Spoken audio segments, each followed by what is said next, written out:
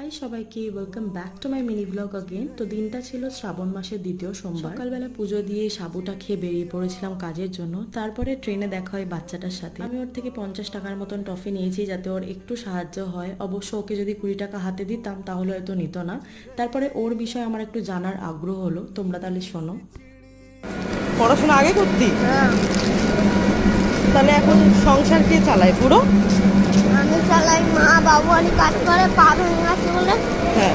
এখন আর কাজ করতে পারবে না। তুই কখন বাড়ি ফিরিস?